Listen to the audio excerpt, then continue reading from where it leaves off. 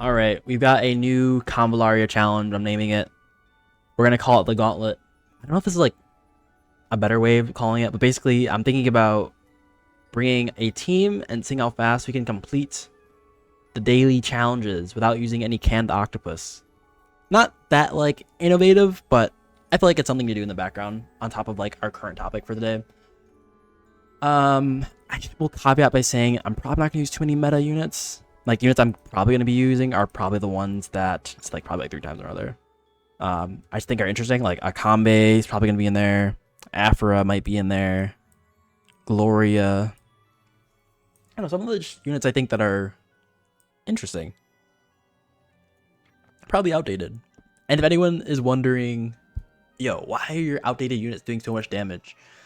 I will say, and this probably isn't the whole truth because a lot of them probably will be starred because I just have put time into those units. The Star Trials and the Pioneering Odyssey do add some buffs to those units, right? Those are attribute stats that those units get, and so it's going to be a little easier than if you're just starting off and just using those units at the same star level. But hopefully it's not too much. Anyways, I digress. Let's get it started. We will have the time pegged, at least on my side, after we start one of these. I guess I can just count it afterwards, right? Like how much time it actually takes to finish these actual rounds. That could be done outside of video, but let's just do the thing. So let's just go into here. Reserve. I might be like hard if I just think about it on the fly, but we have to do our dailies, so let's do it. Anyways, today I wanted to talk about, at least for the topic, kind of about Convallaria and what the future might hold. It's a little spooky to say, but I think it's something worth talking about. But we'll talk about that a little later after we get our units in place. So I think like Gloria, she's definitely one of my favorites. I say that knowing that she's not 5-star yet, but we're working towards that slowly but surely. Yeah, Gloria's awesome. We're gonna put her on her team. She also gives us energy. She gives us protection. She kind of does it all, and movement. We're gonna avoid putting Coco because I feel like I literally put Coco everywhere. I know I put Maita everywhere, but to be fair, like she I think is a solid tank that is kind of underrepresented. So we're gonna put her on the team. On top of that, I think having Afra for some debuffs, right? Like we have enough buffs here. And I think we want another single target unit. I think we have like the tank role kind of covered. I'm kind of thinking that maybe we could, instead of rolling like bandage, we could roll, actually instead of rolling like co-defense, we could run something like guard. Feels like a little more safer. Just in case like we can need to sponge up some damage somewhere. I don't know how this will play though. I honestly don't usually run it, but I'm kind of like feeling risky today. Okay, single target unit. Who do we want to play? I do have honestly Nungle in mind, but after the video I think a long time ago I did with Nungle versus like Darkin, and they're Darkins, like there's sort of signature abilities. I'm honestly under the impression that Darkin is actually just a little bit better than Nungle. I could be wrong here. Like there probably is a upper bound in which Nungle is better, but in most cases, Darkin just might be better. He might be better. And granted, considering his name is Darkin, maybe that's supposed to make sense. I don't know. Let's put something on him though. So he is pretty self-sufficient. He does have energy regen. He's got a nice bow on him, Longbow of Martyrs. I think we don't want to add crit on him because he does get the basically set the crit for free. We can put like a shield on him, to be honest. Yeah, and also it's also a determining factor in like how easy these maps are gonna be, is because I have just like bust down equipment. Like all the equipment are super decked out. They've got like high rolls, relative high rolls, and just like good stats. So be aware. Okay, where's the physical attack? This is probably good. And we are devil junkies with that in like every video, but it's so true. Okay, are we good? Are we ready? Okay. Yeah, Glory looks good. Single targets. And we need single targets because we want to, I guess, enable Akambe a little bit more. So that way you can just like spam and feel good about spamming the assassins. There's something to be said also about not running Dark Ripple, but I feel like lately I've been running a combo that I just have too much energy, and I feel weird having a bunch of energy and not being able to spend it. So that might be a result of just the build. Like maybe we don't need the cornucopia staff because we have so much energy generation. Maybe it's part of the team too. I usually am running them with Coco, but we'll see. We'll see. We might change them in the next run. All right, let's go. Okay, so the topic of the video. So I was actually watching a lot of hockey's videos recently. I won't say like I watched them all in succession. Like these are just over a couple days. I've watched a few of hockey's videos. I know how he does. He makes videos, right? Like not much to say about hockey. He makes a bunch of Convallaria videos, also a bunch of other gacha videos I do enjoy. And one thing that came up that was actually quite interesting, just given the fact that this is my first gacha, is it seemed Convallaria maybe wasn't doing as I would expect, but also maybe I was kind of expecting this, given that it is an SRPG. It's already somewhat of a niche kind of game. And I'll give you some context onto like how I came into Convallaria.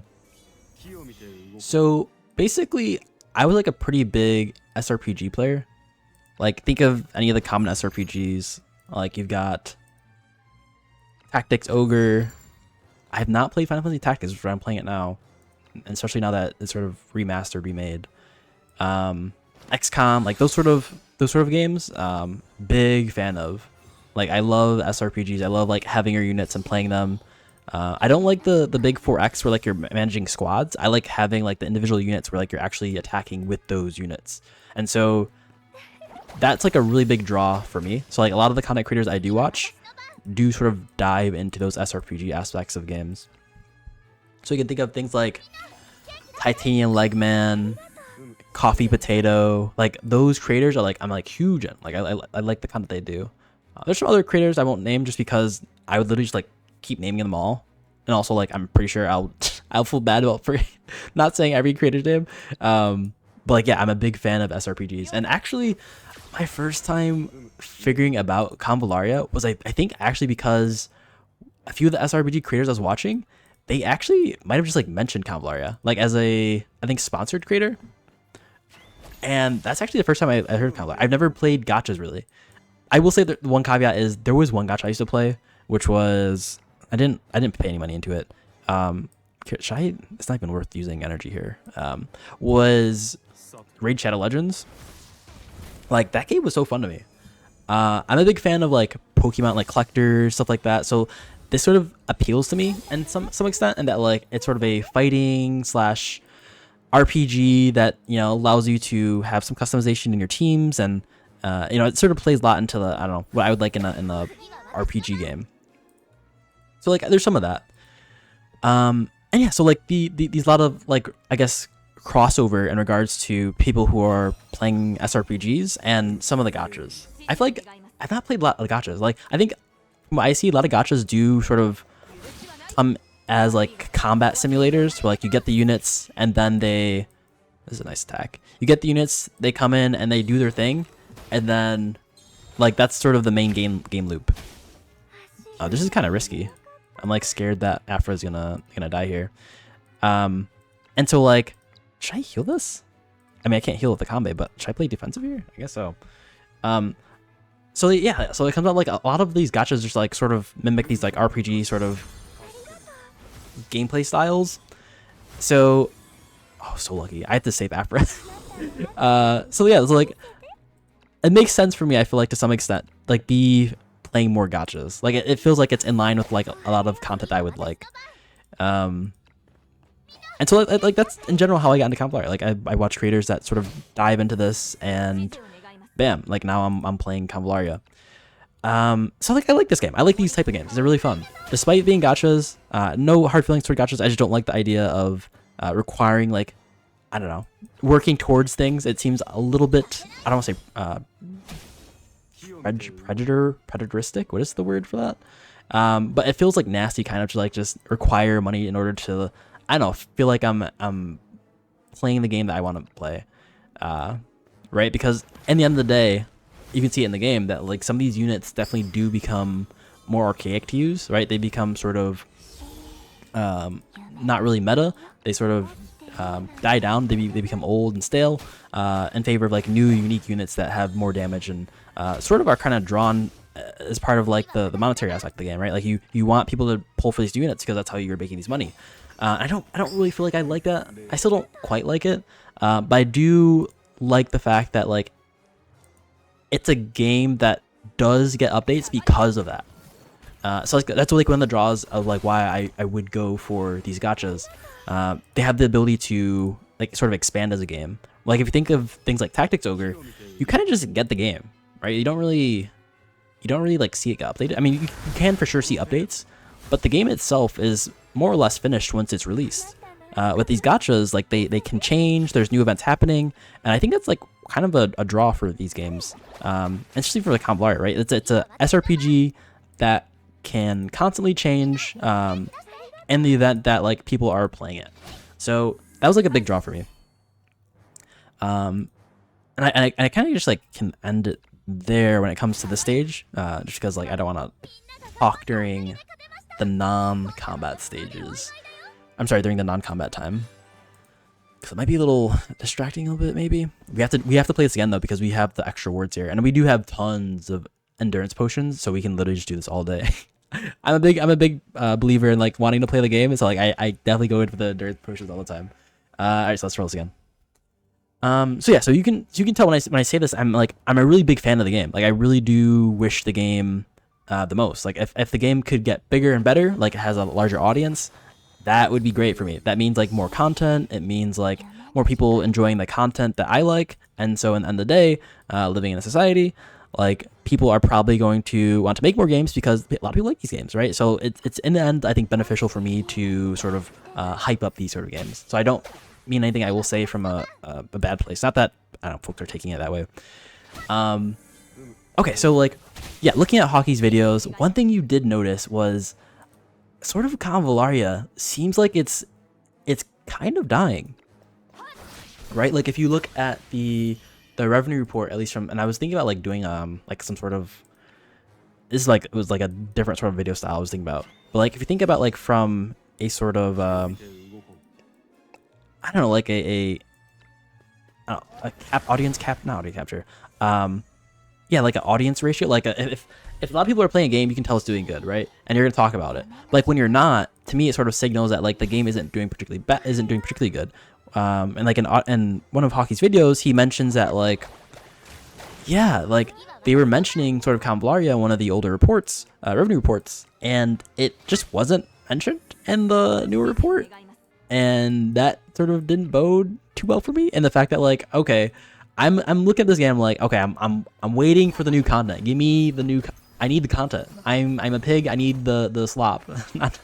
I say that jokingly because of I guess what's happening in nowadays discourse. But like I need the content. I love my content. My Convallaria content. I love my gacha. So yeah. So you'd expect people to say more stuff about it if it like it was doing good. But the revenue report it just wasn't looking like it was doing too good. It could be for multiple reasons. Like, to me, it seemed like either the game was losing, maybe audience. It wasn't capturing as much of like audience that it should have. At least for it to become like a developed game, like a well maintained game. For example, if you're not getting too many people playing the game, why put more effort into the game, right? Like, it doesn't make sense if people are not playing it. Why put more work into the game? And that feels like really weird to me. That feels really bad. Like as a person who enjoys this, I'm like, well, if no one else is enjoying it, why should I enjoy it, right? It becomes like a sort of dead, stale kind of thing. That's what I sort of got from like the revenue report kind of video. I'm kind of mad I haven't used Darken's sort of signature yet here. It feels like I should. It's such a good skill. That's why I don't like run crit with them. Yeah, it just feels bad like not having people play the game. So on top of that, we saw from one of other Hockey's videos is that I think I should actually end up using be a little more defensive here. That basically when it came to The okay, that's like the second time. The second time that Afra has died in this. I guess they just know she's strong. Yeah, so like when it came to pulling these units, I think Hockey had made another video. It basically showed like after Gloria, that most people just like weren't really pulling for units. Like there was a steep decrease, and I don't exactly remember the metric that was used in the video for showing like the sort of engagement with the new banners, but like it was so stark after Gloria. Like I think there was like a small sort of uptick here and there, but nothing ever passed Gloria. I think Gloria was like the first banner. On top of that, I think every banner after Gloria was just like completely like less than Gloria. Like Gloria had like the most sort of interaction when it came to like, I guess, pulls or like revenue. I don't know exactly what it was. That was like, wow, this game is for sure like potentially seeing some issues. I don't want to say it is. I don't know exactly. I'm sure the developers know, but like, jeez, that is not looking too good. Especially like when it came to the collabs, I was thinking like for sure like the collabs are gonna bump it up again. I think they did. I think like there was definitely like the highest point was like Gloria, and then like for the collabs, it bumped up a little bit, right? It was like reaching the sort of 10K, 100K I think interaction before the collab, and then when the collab happened, like people are starting to like pull for like Fallon and Marcel, like they're pulling for them, right? But it never still quite increased more than Gloria, which was like the debut banner. And I was like, wow, like even these sort of collabs really just feels like it can't really pull them out of the rut. I'm kind of expecting like these collabs to sort of be and to some extent it was, right? The collabs like did help a bit when it comes to the people pulling here, but like, yeah, it still didn't help as much as it needed to. Like Gloria was still, and even units like close to Gloria, like they were still the top units being pulled for, like ever, like in history. Right, so no one ever passing that was showing kind of that like, yeah, people just weren't biting for the game, at least when it comes to like pulling these new things, and that's like pretty bad because like I think that's like how you would get money for this game, and that's aka how you support the game. So like if people aren't playing it and all that, yeah, it seems like the support is sort of down. And not only that, but you kind of see it in the creator aspect too. Hockey did another video about this, and I'll probably talk about it in the next map. But when it comes to just like seeing people not pull for these new units, I think that definitely does tell the developers like, okay, well maybe we have to make the units more flashy. Like maybe that's why we have to make units like Samantha. Like that's why we have to make units like Inanna, because those are more flashy units. They've got sort of this sort of archetype to them. They're very flashy. They've got like cool things happening. Like Samantha, Inanna literally does like a type of I don't know what you would call it, like a spirit, not even spirit bomb. It's just like it looks very like worldly / large epic sort of thing, and like her sort of journey. And I'm not saying it's bad, but like when it comes to her numbers, it's like it's not only for show, right? Like her numbers are actually kind of crazy when it comes to that. Which is like super drastic compared to like the older units. Even like during Gloria's time, like Gloria and her units pulled far more despite not having the greater numbers, right? So you have this sort of incongruency where like despite the numbers going up and the flashiness going up, people still weren't really buying into the banners. So it's kind of interesting to see that sort of aspect that like even people do like the fact that, wait, is this the okay, this one's that you can't have melee attacks one. Like even though you like add the flashiness to it and the numbers go up, like people, it doesn't necessarily mean people will like the unit, or like it pushes the numbers too much. It definitely could, right? Like I think that Inanna still did pretty good for herself, but like there's definitely like a point in which I think it doesn't particularly matter. That's also like part of like being the SRPG niche. Like I don't think most gachas are that, and I think this game probably appeals to more gacha players than SRPG players just because of that aspect of the game. Okay, we're gonna run the same team, I think. Maybe except for, I want to say except for Maitha. Actually, no, we actually do want Maitha because I think we need to get rid of status effects like Stigmata. Right, Stigmata happens I think under units. I think. I actually don't remember. Yeah, Stigmata stacks, inflicts 3 stacks. Character loses it. So this is a debuff that can be cleansed basically through Nocturnal Glow. Which is good. And then Afra's fine. Nungle's fine. I'm not sure if I like Nungle here. We could put her way in the back. I'm actually just also kind of low-key worried that we're just not going to have enough damage. If we don't have like someone else here that's like, I don't know, doing life loss or something. I mean, we could do Kvare. He also procs Akambe's abilities. So like, I think that's like a good fit. So we could do that. And honestly, it's probably enough damage. Like, we probably run Glory here too. I'm a big fan of Glory, so we gotta run her everywhere. I've demanded it. Okay, I think this is good. Yeah, and this is like one of those maps that Temptation to Devil won't matter literally at all, but I'm still gonna run anyways. I think I should still be fine. Just because like my Kvare is like kind of stacked. He's kind of yoked. So I think he should be fine. And yeah, I think we do have enough damage here. Okay, cool. So yeah, Hockey basically did another video showing content creators and sort of Convallaria, and there were a lot. Like there were a lot of cool content creators doing sort of Convallaria, and I definitely like have subscribed to not all of them, like most of them, and they're doing a lot of really cool, interesting things about the game, which is definitely like needed to show sort of the breadth of content that you get from this game, even for like a free to play character. Free to play player, right? Like if you're trying to appeal to a certain audience that isn't gacha, I feel like gacha is more or less maybe defined by the fact that you can collect these things that require money. You don't have to pull, like not everyone is a puller. It seems that someone who doesn't play gacha as much as outside of Convallaria and some Reach Shadow Legends, like there are people who definitely don't sort of go deep into the gacha or like really play into the gacha.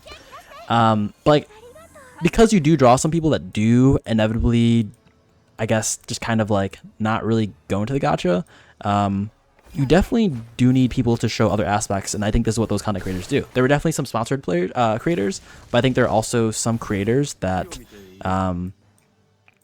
were like really showing like really cool parts of Convallaria. For example, I think there's some players that will show like, oh yeah, like you can beat this boss with just, you know, free to play units.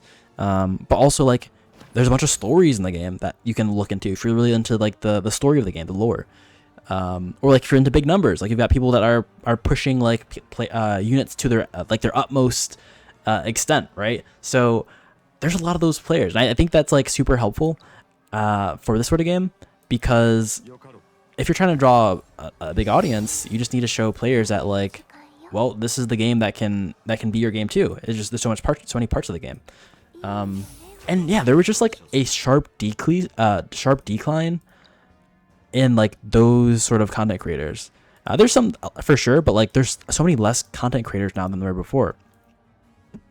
I have this like feeling that some of that might be sort of, oh, this is the new flashy gacha, and so those content creators maybe, and I don't know if this is true, more or less maybe have done some of that because, you know, they're sort of looking at this as another gacha that might be promising, but also they just need to put their hand in the bag when it comes to like looking at new gachas, right? Like it's not a bad thing, right? Like if a new game comes out and it's not really usual or typical, like, you know, why not try it? But like I think for those players, to me it feels like I don't know, is Glory gonna die here? I have no clue.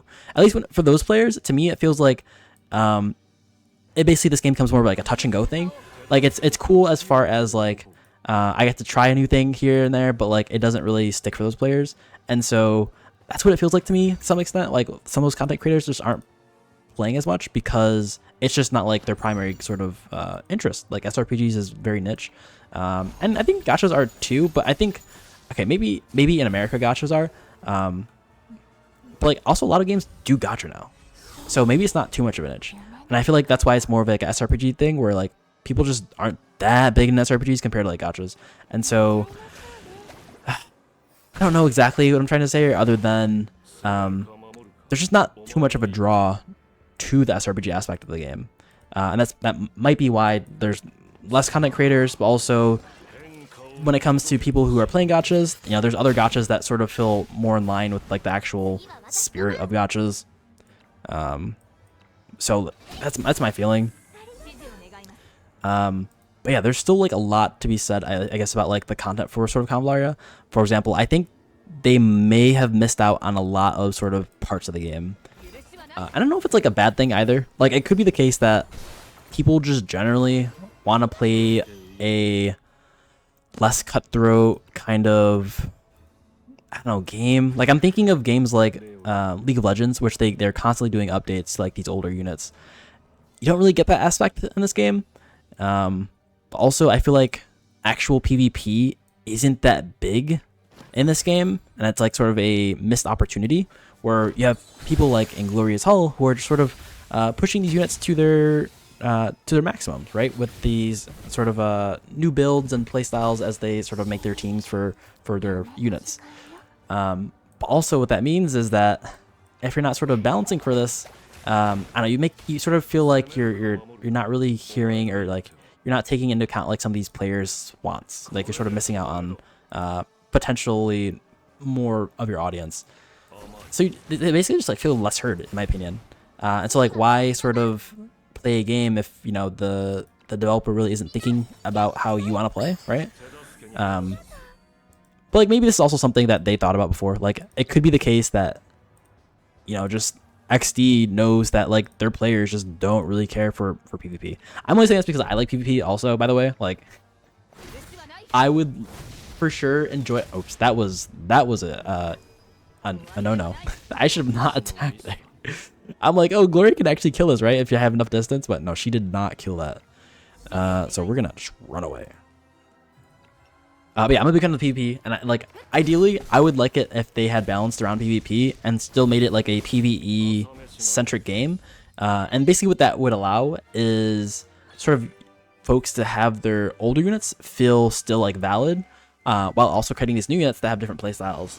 And sort of, I don't know, to me, it makes sure the sort of the tide stays at the same level for longer, right? Where like, if you make these new units like Inanna and all those things, like basically what happens is the tide increases. For example, what I mean by that is you have these new units, they do more damage, they do more stuff, they have a more loaded kit, and basically what happens is you have to make content for these new units, right? Like, for example, if we're in Tower of Diversity, and you're required to do a lot of knockback.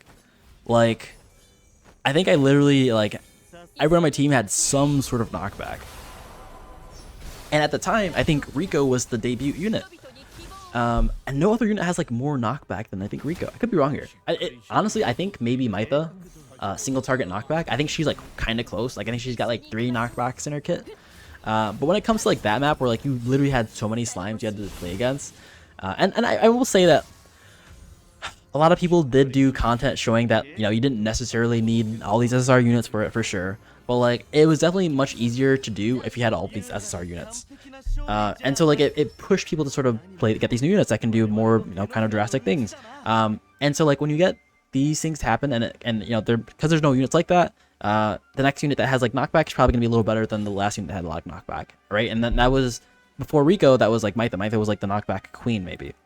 And so like, you sort of see like this sort of rising tide that the next unit always has to be better than the previous one. And so like, these older units become invalid, they become old, people sort of feel bad about their old character that you invested in, at least how I feel sometimes.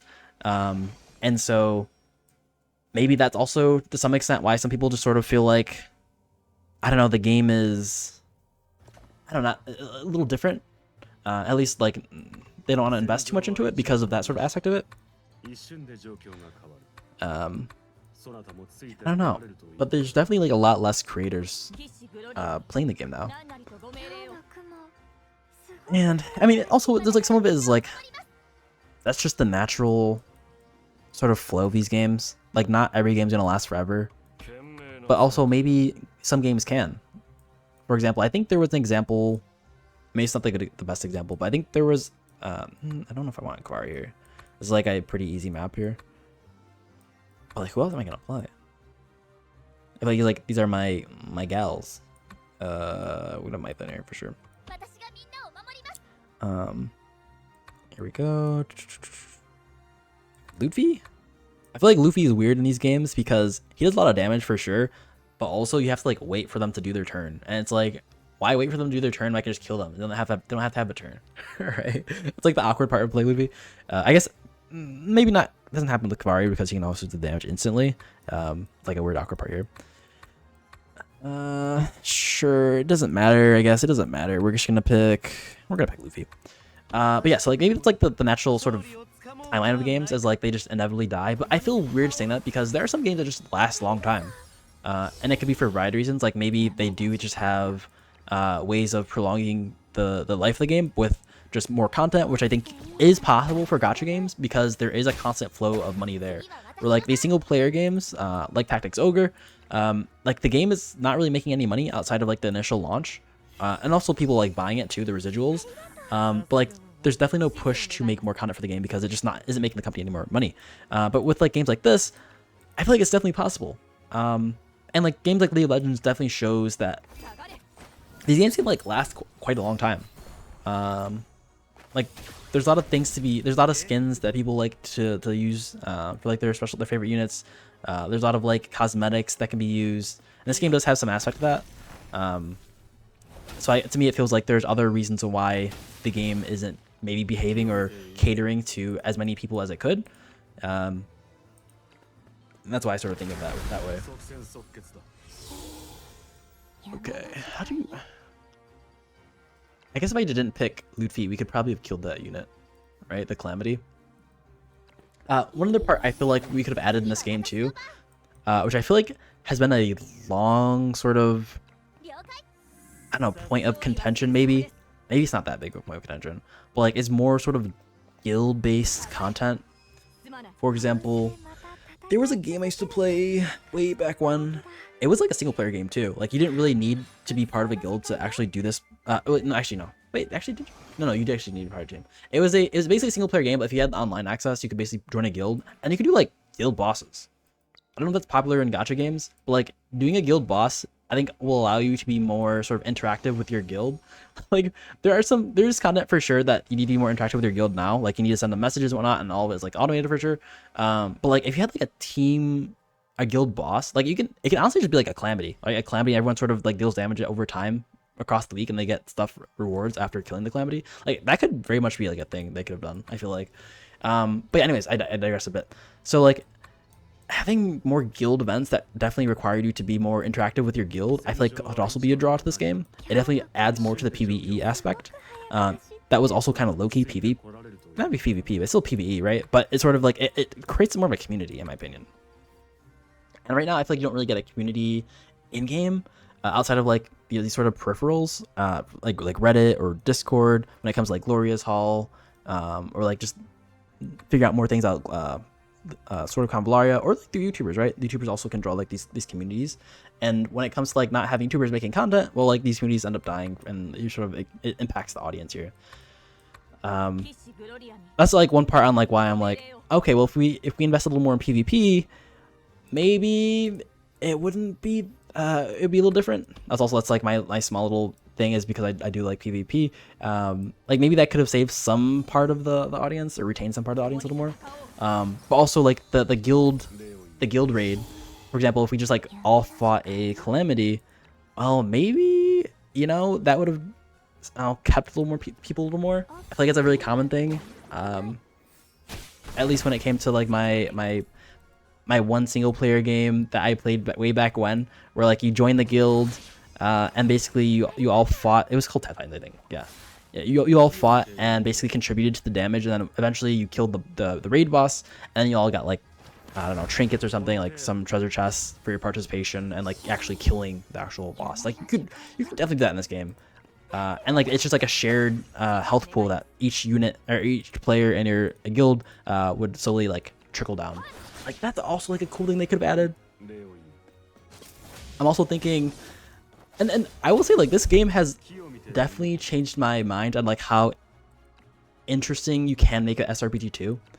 For example, there were a lot of modes in this game that I was like, wow, I didn't think of like you think of SRPG can like play that way. Like for example, there was a lot of modes in this game where you were just like sneaking around, like you were just like Falcon or someone, like you were just like any sort of seeker, and you were just like sneaking around. And honestly, I never thought of like an SRPG could do that. Like you could play a stealth in an SRPG. That was like the coolest thing ever.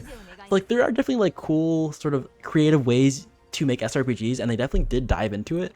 And so maybe I'm just like complaining a little bit too much because they definitely did do a lot here in this game. Like maybe this game was just sort of doomed to fail because of the SRPG aspect. Like it was already at sort of a niche, which I respect. Like I respect the sort of push into actually doing the game. Because at the end of the day, like if it was doomed to fail anyways, like well they can't really do much other than like sort of enjoy it how it was made.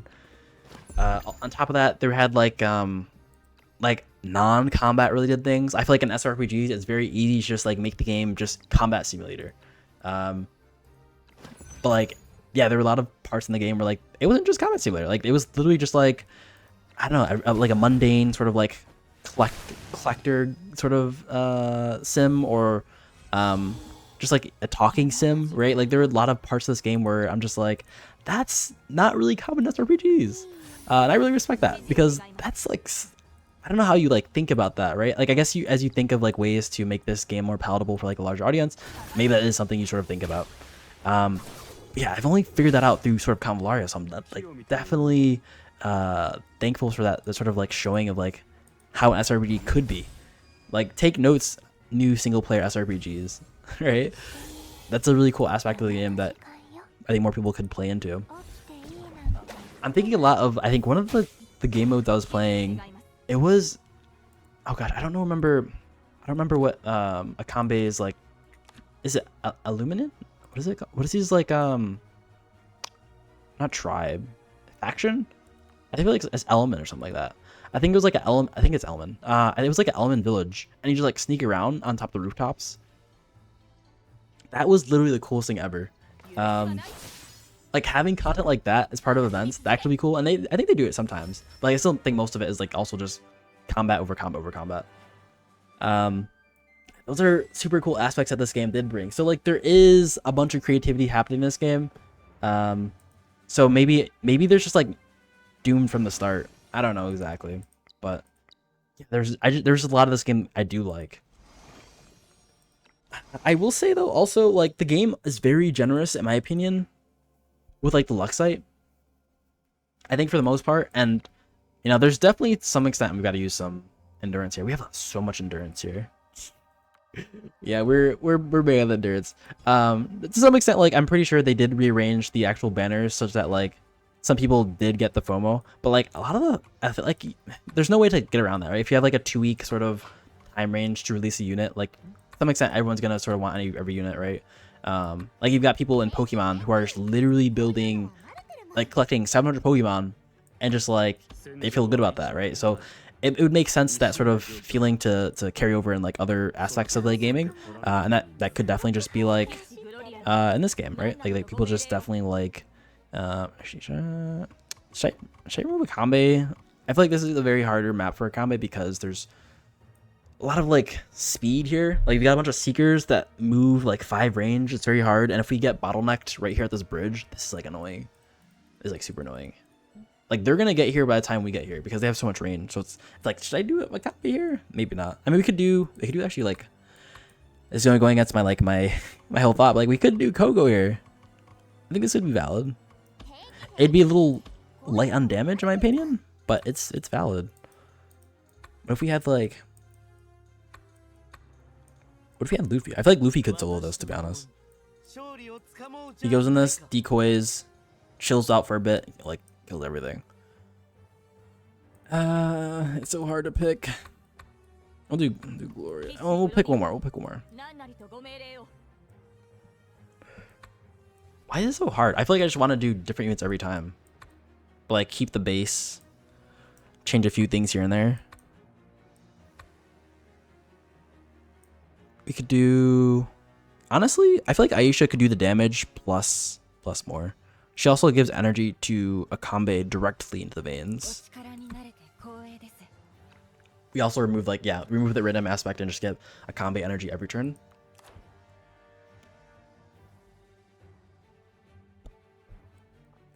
So what if we, yeah, I really didn't think about playing Aisha. So she's like kind of empty here. She doesn't have anything on her. I guess we could just give this. Give this with this.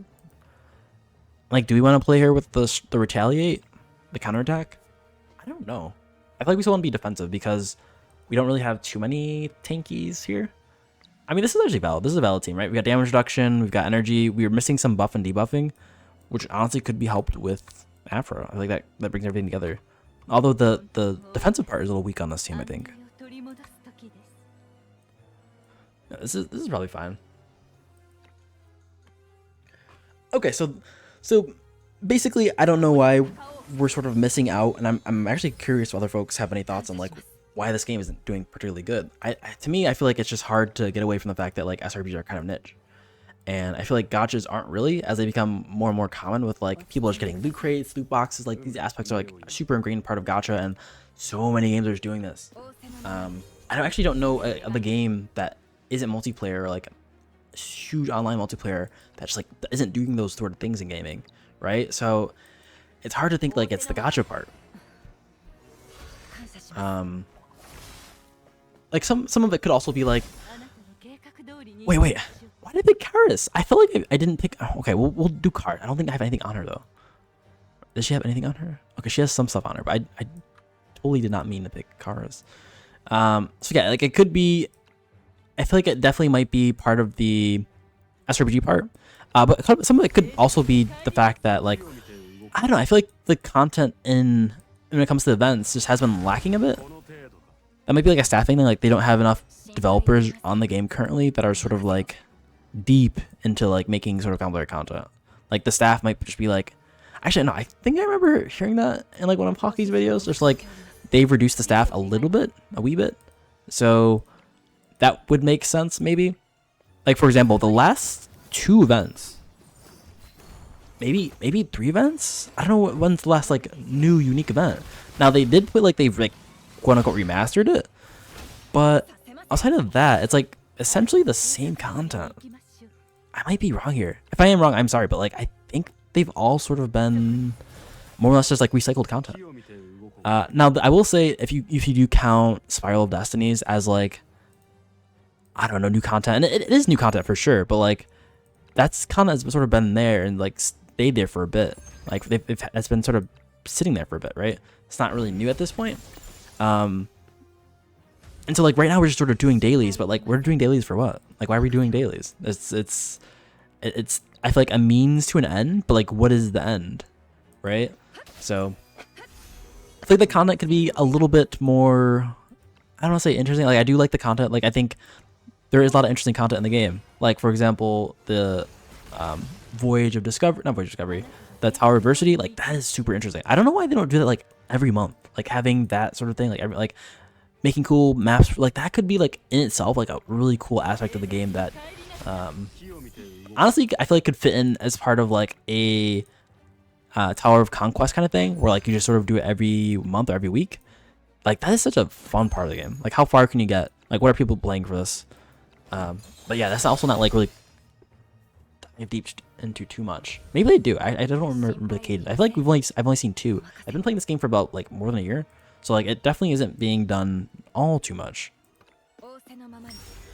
I guess what little content. When I say like means to an end, I guess why else would you be playing the game outside of like the dailies? For me, I feel like that end could be like the rank ladder. Like if this game had like a rank ladder for like PvP, that could push people to like, I don't know, discover new things about units. I also do feel like there's a lot to be said about like the open slots in like these units, like these units have. Like for example, if you look at these units, and I guess just like the UI for this, like can you actually look at the UI? I don't think you can. I don't think you can look at it in game. But like you can, it's like a scrollable pane. Like there's very obvious like showings that maybe, you know, they're eventually going to release new basic attacks for units, right? Like that's a scrollable UI element. And that could be the result of like winning a reward or something, right? Now it's a little weird because then it becomes like, okay, oh, well the whales are only going to be able to get those because they put the most money in. So that's going to be a little awkward, but I also think that's something you can definitely account for. For example, like, sure, whales will be able to get these new units and unlock them to the 5th level, 5th star and whatnot. But when it comes to PvP, you can also have ways like downscaling those units to their appropriate level, like upscaling the non-whales units to like the 5-star level, right? Like it doesn't have to be permanent. And then so when it comes to PvE, then you can sort of, I don't know, you can push the whales to feel good about using their 5-star units. That's like a thought. Because I feel like most games, like the means to an end is like getting better at the game. And the way that you get better, I feel like, is by like sort of pushing limits against other players that sort of already are good at the game. And to me, that just feels like a lot of it is PvP. But you can definitely push this in other way. Like, for example, we did have, and I was mentioning this before, we did have like those maps where it was just kind of like you're like trying to get a high score for something, right? Like Voyage, Tower of Virtue was that. Like that could also be like a means to an end. Now, I don't know how you lump in like non-whales into that. Like it could be the case that like if you're sort of going this way, like maybe you also just ensure that all units are like 5-star when it comes to this, so that way all people are equal. And so when you're testing people to be their best, there's on an equal playing field, right? And then sort of, yeah, I don't know. These are just like thoughts, right? I don't know if this is ever gonna happen, but it's like this things I'm thinking about that could sort of push people into, I don't know, looking at the game long term. Right now it feels like, okay, people are just looking at the next banner and then getting the unit, but like the unit doesn't really do much until like, actually, right? Is that like the problem? Like the unit isn't really doing much other than being collected. I guess like there are the events, and maybe the events are the means to the end.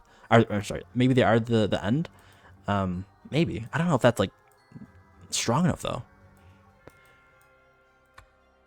Yeah, I'm so curious like what other folks think about this. And this, maybe I'm just yelling at the clouds here. Like I'm the old man yelling at the clouds.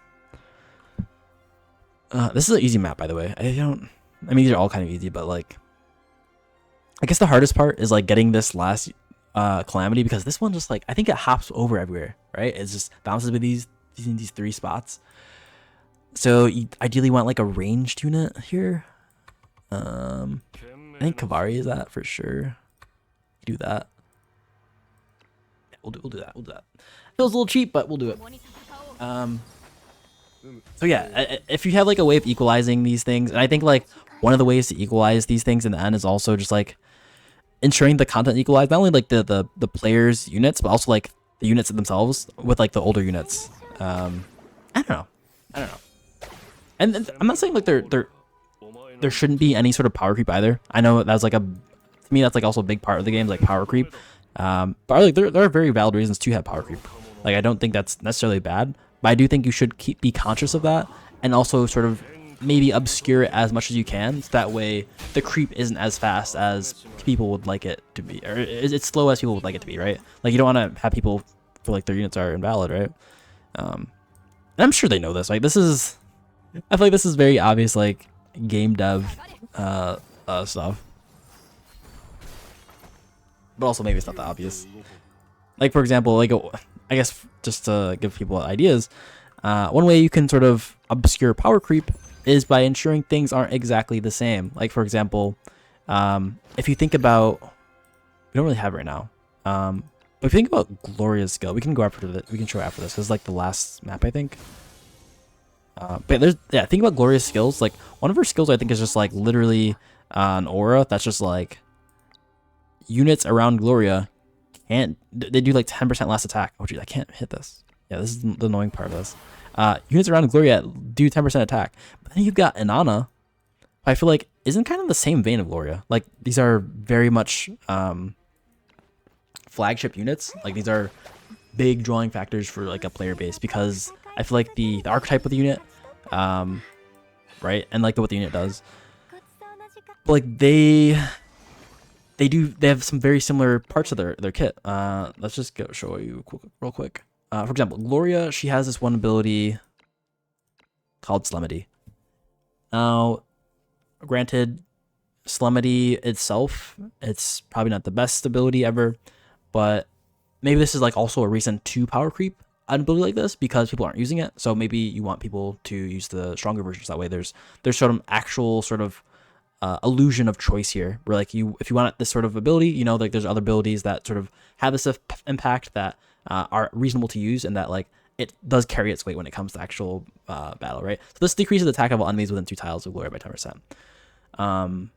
And not all abilities have to be the same either, like for sure. But like when it comes to Solemnity, like if you look at something like what Inanna has, which I think is maybe in the same vein of Gloria when it comes to like stellar units, at least in their time, she has Brilliant Light. So not only does it have more range, it also impacts their defense, and their attack, right? So this is like kind of an idea of power creep. And like you can imagine in the future, and this is one thing I was showing, that like this here is like, this is a scrollable UI. So like you can imagine in the future, maybe they just add more basic attacks to units. Like they could definitely update these older units. So that way they don't even have to like update their abilities. They can just like give them more abilities, right? Like you don't have to update Lance of Justice to do more damage. You can just add another ability that will kind of push Gloria to still be valid within the new meta. Right? But like when it comes to power creep, I'm digressing a bit. When it comes to power creep, like I feel like that's a kind of showing of like power creep, right? You could make it not power creep, right? If this ability, like for example, if we're comparing Solemnity to Brilliant Light, you can imagine this not being power creep if instead of this giving reducing attack, what if it just reduced defense? So it reduces defense by 10% within 3 tiles, where the other one just reduces the attack and 2 tiles. And basically what you have to think about now is, okay, well, it seems like maybe the devs are saying attack is a little bit stronger, so they have to reduce the tiles that it impacts. So to make it fair, it's not quite clear why we would take one or the other. Maybe it's just always better to reduce the attack instead of increasing your defense, right? So there's like very obvious trade-offs when it comes to like picking these things. And basically what that allows you to do is I think the general sort of pool of abilities more interesting to sort of like think about, where it's like very obvious if there were ever a time you want to use Solemnity or some sort of aura that decreases the attack and defense, you kind of just always default to like having an Ana, right? Like imagine you wanted to make a team that was just like an all aura team. You definitely don't want to do this, by the way. Like auras don't stack, but assume the auras kind of do stack, right? Like you can imagine like Afra having an aura, but it's just like a debuff. For example, like you just apply this debuff, right? And it's basically an aura. It's like within 6 tiles of her. It's kind of like an aura. Like say you have like a team of like, I don't know, something like Afra's ability.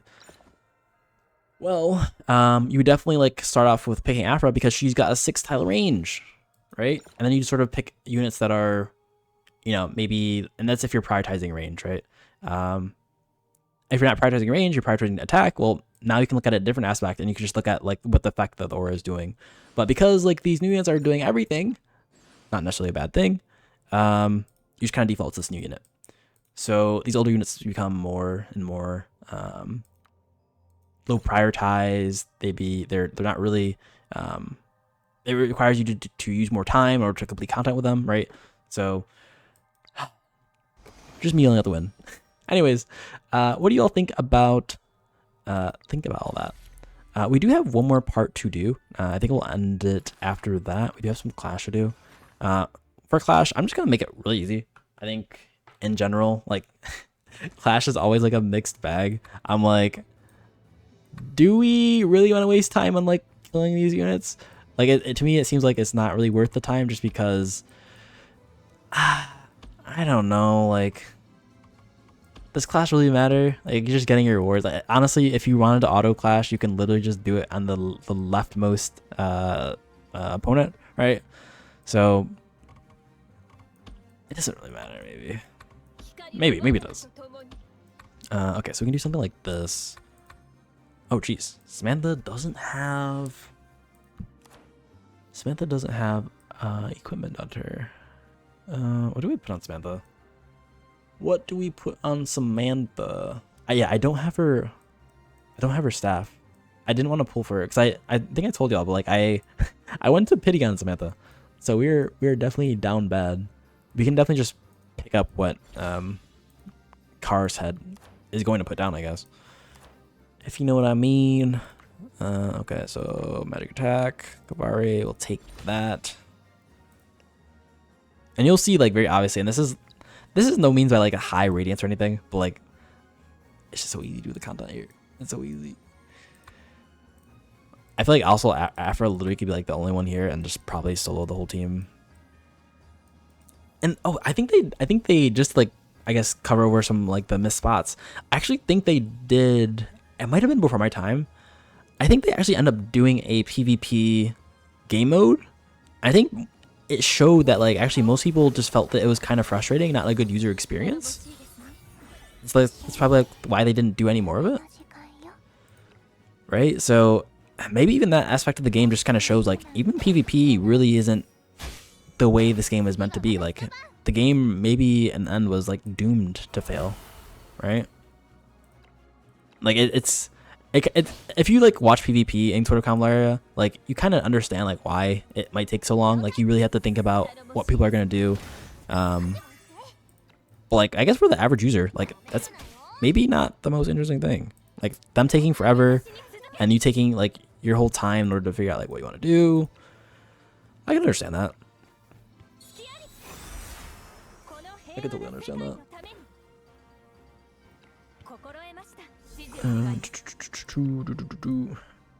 I also feel like if they had more like long-standing events, like at the end of every month they always had a certain event, I feel like it's easy. But I feel like the trade-off with doing that though is the amount of luck that you get, maybe. Right? Like if they want people to pull units, they can't give you too much luck slate, otherwise you're just gonna play the game for free. So you can't have events happening all the time. I don't know. Alright, let's just do this. Let's do this. The only frustrating thing about this is that like and this is probably for good reason, but like Afra's ability doesn't impact the actual target. Not the target, but the what do you call that? What is that? The statue? Not even a statue.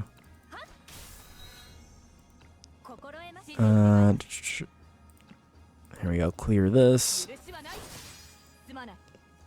Okay, we're not too far off. A fountain? Do you call it a fountain? No, it's not a fountain.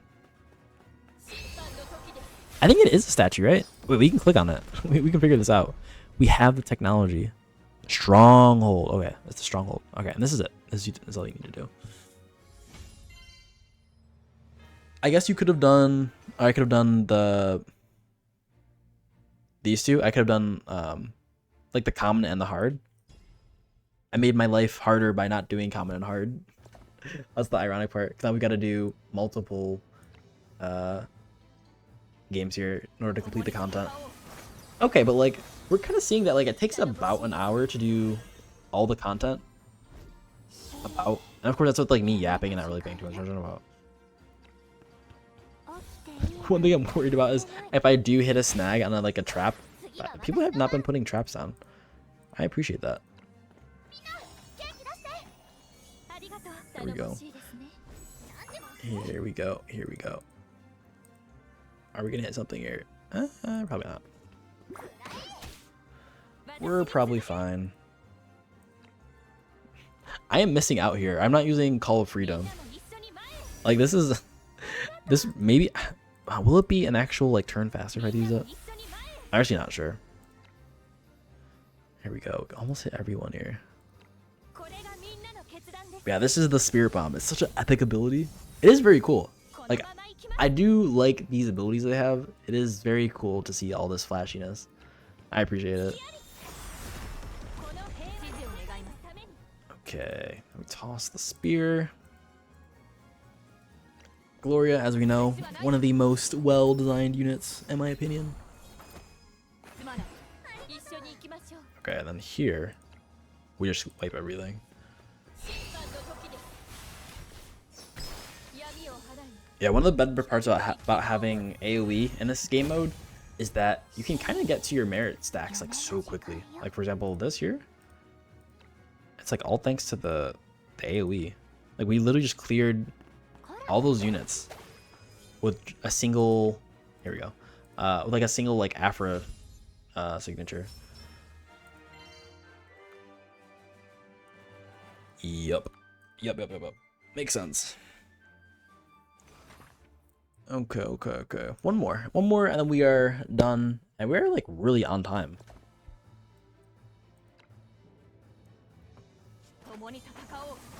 Wow, everyone's using Gloria.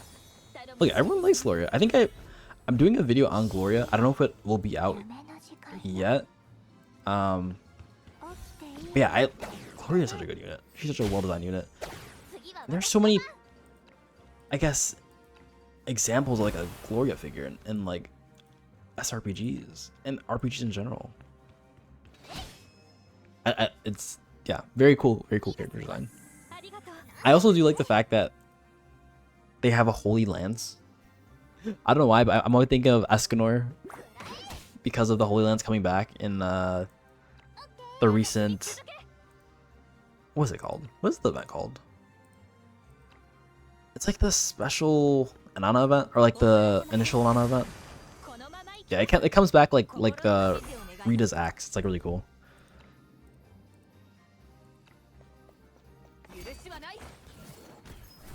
Bam. Very epic design. Also didn't realize until recently that the Course of Fortune, the damage proc, the piercing damage proc, well, that's nasty. That is a good pick from AI here. Like, you rip Mytha and you put her on the tracks. I think Mytha still survives, but like, that's such a good play. I don't know if it did that naturally, but like, that's such a good play.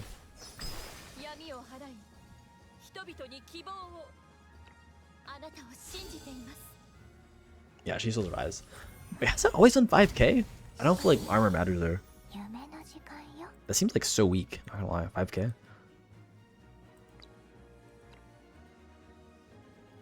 Yeah, we're just gonna hit this. This gives us 30. A single unit gives us like, I don't know, 12. How much is a single unit? Okay, not enough. I think it was like 6. This is like also like telling of like how little I kind of like think about Clash. Like, I'm not gonna lie, mostly I'm playing it on auto.